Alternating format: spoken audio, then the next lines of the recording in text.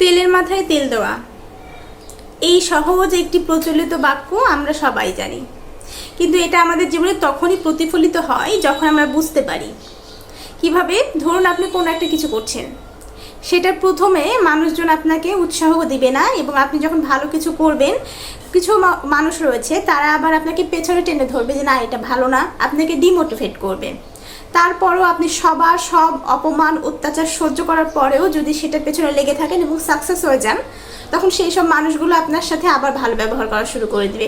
সেই সব মানুষদের আপনার প্রতি অনেক ভালোবাসা বেড়ে যাবে, কারণ আপনার তখন হয়তো বা সেই অ্যাবিলিটিটা হয়ে গেছে। তো আপনি যখন দুর্দিনে সেই সব মানুষগুলোকে পাশে পেলেন না, কিন্তু আপনার যখন ভালো কোনো একটা পজিশন এসে গেছে, তখন সেই সব মানুষরা আসলে আপনার কি সত্যিকার অর্থে তাকে প্রয়োজন হয় না। কিন্তু ওই যে তেল মাথায় তেল দিতে হবে সেই জন্য।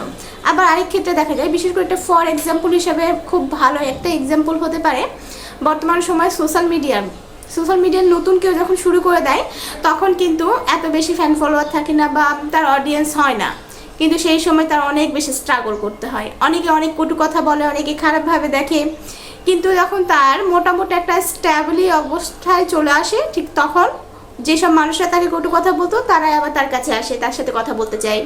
এছাড়াও ধরুন পড়াশোনার ক্ষেত্রে, আপনি যদি পড়াশোনার ক্ষেত্রে অনেক ভালো না হন, অনেক কথা শুনবেন, কিন্তু কোনো এক সময় যদি রেজাল্ট ভালো করে ফেলেন, তাহলে দেখবেন অনেক মানুষ আপনাকে ভালোবাসছে। ঠিক এইরকমভাবে চাকরির ক্ষেত্রে, বিয়ে শাদী থেকে শুরু করে A to Z আমাদের লাইফে এরকম প্রত্যেকটা মানুষ রয়েছে যারা এইসব জিনিসের সাফার হয়। সো জীবনটা এরকমই, জীবনটাকে এটা নিয়ে আপনি যদি ভাবেন যে আমি আসলে কিছু করব না, মানুষ এত কিছু বলে থাক বাদ দিই, আসলে হবে না। আপনার লাইফে আপনার নিজেকে মোটিভ করতে হবে।